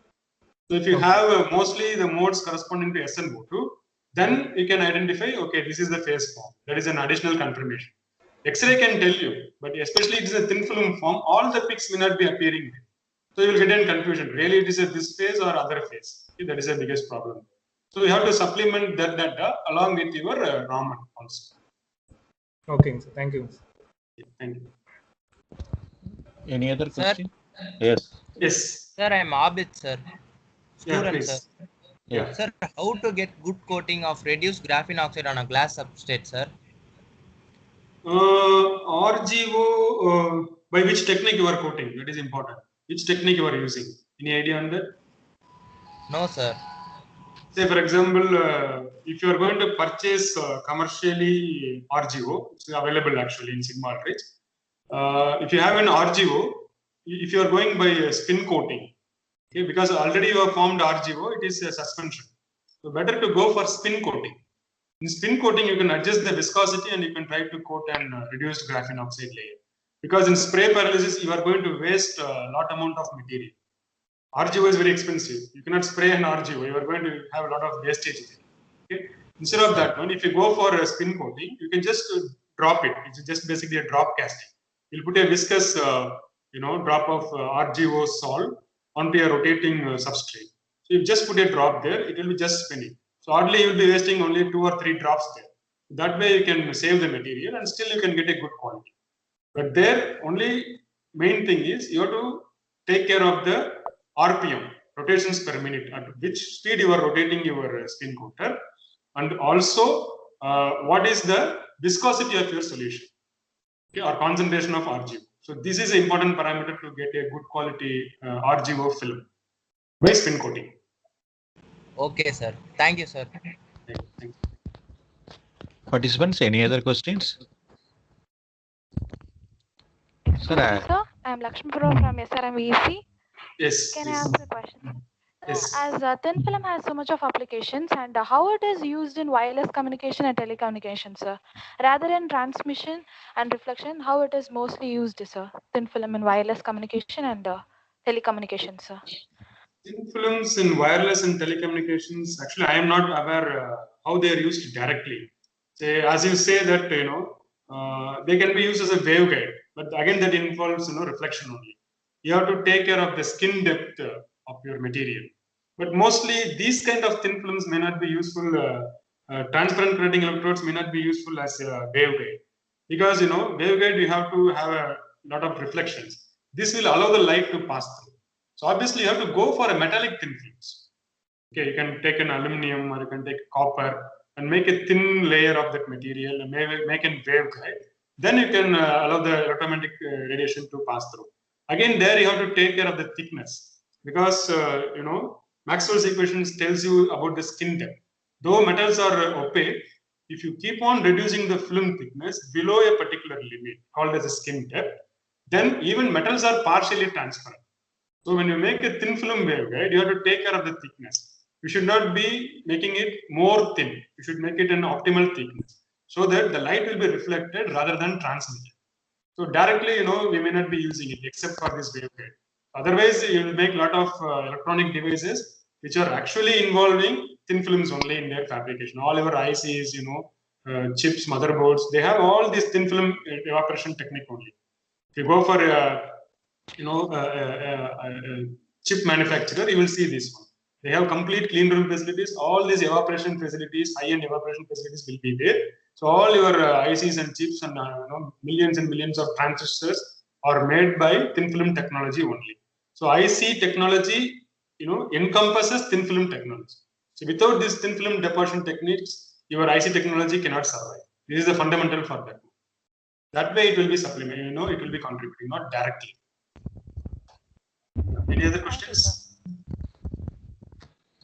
Sir, I'm Anbucharian coordinator, sir. Sir, please. Generally in thin film or any composite nanomaterial, why the N-type materials are chosen? Why N-type layers are used for coating? This is a good question, sir. Because getting a P-type material is not so easy, sir. Say, for example, if you take silicon, it is easy for silicon to be doped into N-type and P-type because we know that. But the problem with indium tin oxide or oxide-based material is most of the time they will have oxygen vacancies because basically it's SnO2. If it is completely stoichiometric, it will be an insulator actually, or at least wide band gap semiconductor with very, very low conductivity. But the conduction mechanism for all these oxide systems is several of the oxygen molecules will be missing. Once the oxygen molecules are missing, you won't have an oxygen there for the tin element to form a bonding. So it doesn't know what to do with the 2 electron. So what it will do, obviously it will release it in the matrix. So that serves as a free carry. So by default, non-stoichiometric or oxygen vacancies present in your tin oxide or most of the oxide system will be acting as a donors. So that is a problem there. Apart from you dope it, eventually, it is naturally a kind of N-type material. with respect to defects present in the system. So if you at all you want to make it into p-type, you have to compensate for all these defects, and then you have to put a suitable acceptor dopant there. That is going to be complicated. So that is why people are not going for p-type material. There are reports like, say for example, Deloxite CuAlO2 materials are there, but again it is a multi-component system. CuAlO2 means it's complicated structure. Again, making it as a stable material is once again complicated. That is the reason people are, most of the time exploring N-type material. So P-type material is really challenging. But if you could make a stable P-type material, then you can have, you can realize see-through electronics. People have done that and demonstrated on a small scale. Okay, you can have a see-through electronics because both the host materials N-type and P-type will be of the same material. So it will be having transparency, and you can make a see-through transistor, see-through electronics can be completely made. So that is one of the advantages. Yes, sir. Thank you very much, sir. Thank you, sir. Participants, any excuse me, sir. One participant posted a question in chat box. Her name is Dhanalakshmi B. How to identify whether an added element exists as a dopant in our sample or as a reinforcing element within bracket composite? How to confirm this through with study? Yes, sir. Actually, the presence of that element can be identified by EDAX. I told you that energy dispersive X-ray analysis. So that is a technique which will tell you what is the composition there. Or indirectly, you can also estimate it by the XPS technique. If that particular ionization peak is there, then we can confirm this is the element which is present there. In fact, from EDAX, if that element is present, you will have an energy peak corresponding to that particular element. And from the ratio of the intensities, we can tell how much it is present there. Okay, that is one point there. Whereas it is present, but whether it is present as a composite, like outside the lattice or into the lattice site, means that you have to do it by only X-ray diffraction, and then you can combine X-ray diffraction along with Raman spectroscopy and even XPS. For example, if it is going to be substituted at the thin site, it will have a energy peak in one particular value. Instead of that one, suppose if it is coexisting, that is, it's not in the site, it is just lying outside means, then it will have a different binding energy there. So from the binding energy value position, we can tell whether this element is actually substituted or lying outside the matrix. That is one way. Likewise, you can supplement that one with Raman also to some extent. Again, from our X-ray also you can do. You have to do a very good quality X-ray. From that X-ray, you can tell whether you are having a substitution there or not. If it is substituted, you should have only the phases corresponding to the parent compound, that is tin oxide. If it is not substituted, if it is lying outside as a tantalum pentoxide, tantalum oxide, then you will get peaks corresponding to tantalum oxide separately in the same pattern. That means it is an impurity phase there. So that way you can tell whether it is substituted or it is segregated as a small particles outside the lattice. Okay, so this is the techniques. These are the techniques.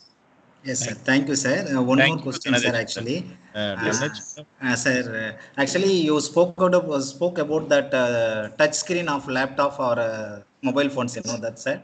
Sometimes the touch screen is not properly working, sir. That may be due to lifetime of touch screen or due to some sensitiveness of that touch screen, sir. Say, for example, they will have a small gap between the top layer and the bottom layer. Yes, so sir. if you are, most of the time you will be putting your mobile phones down accidentally. If it falls down, sometimes the impact may go and affect the pixels. That may be the reason. Otherwise, if you keep it safely, I don't think it will be a problem. Because scratching is not a problem. Above these layers, you have a lot of protective layers. Scratching is not a problem. Once the mobile phone falls down, that impact will affect the the interconnects at which your touch points, sensitive points are there. That is the problem, I guess. Yeah. Yes, sir.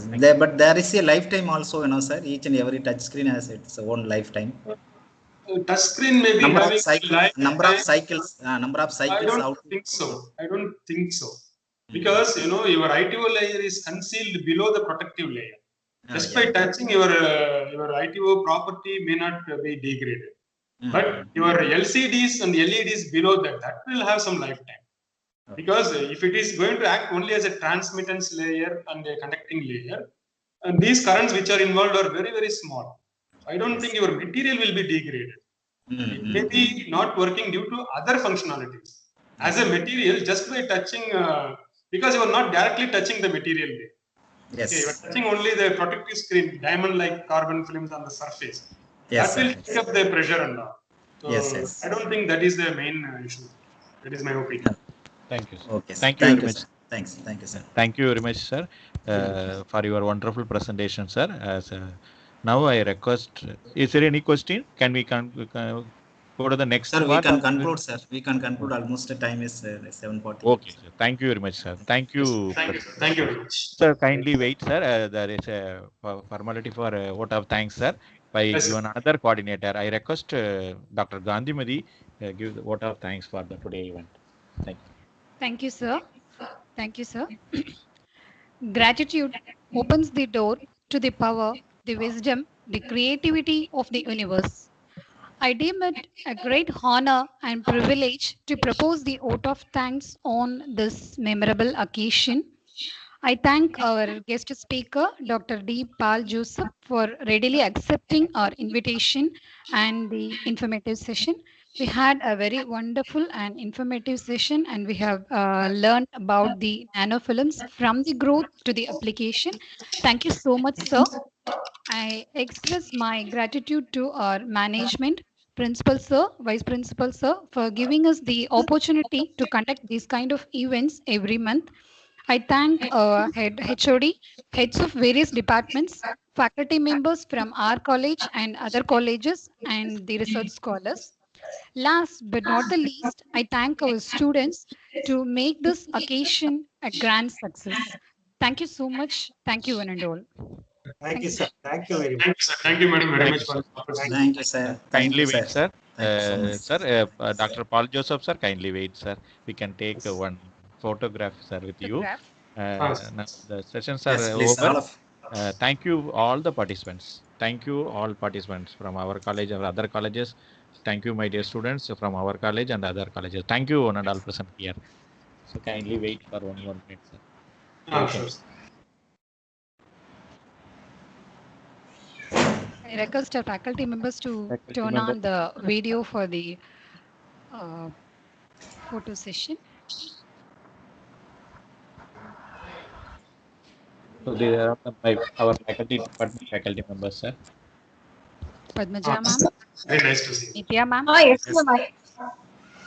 Yes, ma'am. Our head of the department and other faculty members. Thank you, all faculty members. Thank you, sir. Thank you. Thank you, Paul, sir. Nice presentation, sir. Thank you very much. Thanks. Thank you, sir.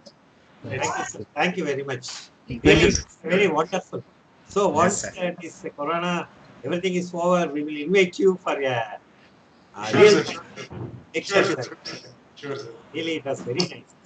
Or even when you come to Chennai, this side, I think maybe you are a native of Kadalur, right?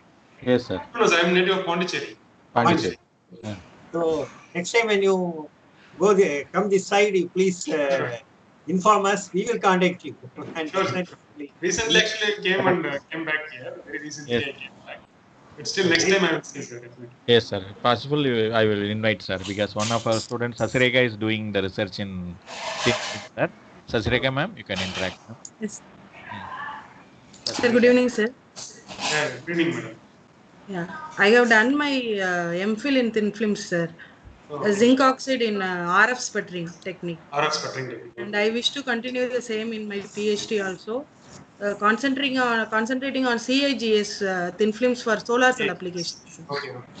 Copper indium gallium. I'm doing my coursework this year. Probably I'll get your guidance, sir. I want your Yeah, guidance. sure. You can email. Yes, Nitya Balaji, thank you. ma'am? Where is Nitya Balaji, ma'am? Sir, she is having some network issues. Net issues, sir. She is going to submit Message, sir. thesis shortly to Anna University, sir. Nitya Balaji, ma'am. Okay. Yes, sir. Dr. Badmuja from PSG College of Technology, sir. Soumya from Anna University, sir. Okay. Anjumati madam recently last year completed the PhD, sir. Ramya madam is doing PhD in University of Madras, and Mrs. Pravina is also doing PhD under our HOD guidance, sir, and shortly going to submit the synopsis. And Dr. Tirupati from Annamala University, sir. So they are all our faculty members, sir. Great. Thank Yeah, you. Very nice meeting you, sir. Madam, Thank photo you. எடுத்துட்டீங்களா? Nithya ma'am? எடுத்தாச்சு sir. Yes, photo yes, sir, எடுத்தாச்சு yes, sir. sir. எடுத்தாச்சு. I Nithya also madam taken, sir. இருக்காங்க. நித்யா எடுத்துட்டேன் ma'am. Sir. Nithya Nithya ma'am, ma'am she's not yet having joined, some sir. No net problem. issues. Sir. She is a coordinator for first year, sir. We will Okay. wait. Sir, Thank you, message sir. பண்ணிருக்காங்க. Thanks net to issues. thanks also to FICC is giving the permission to student or attend. Thanks also given, ma'am. You informed to coordinators also. First year Yes. coordinator and Sure, sir. Sure. FICC and thank you. Sure. We can conclude, sir. Or we Oh, will yes, wait. sir. Yes, Yes, sir. sir.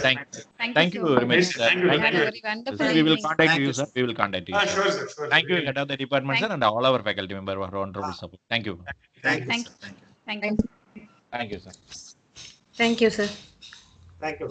Thank you. Thank you, Thank you, sir. Thank you, sir. Sir, Thank all you. the people have put a feedback or we have to wait? Yes, sir. Madam is checking. Yeah, sir. I'll check. Ravina, ma'am, உங்க ஸ்கிரீனே ஒரு மாதிரி இருக்கு.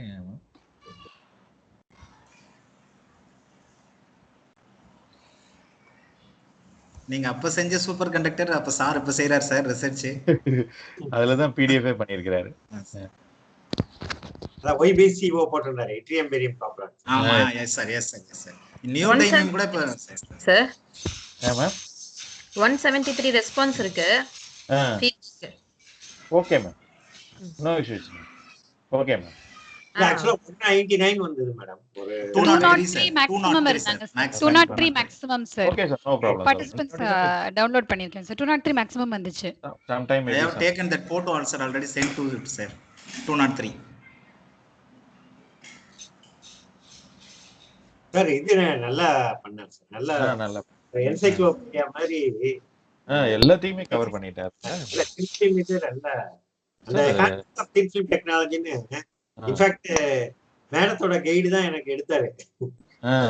ஜெயக்குமார் தான் எடுத்தாரு. அப்புறம் தங்கவேல்னு ஒருத்தர் இருந்தாரு அவரு. அப்புறம் நாயர் ஒருத்தர், சசிதரன் நாயர் அவரும் மேடத்துக்கு தெரியும். பத்மஜா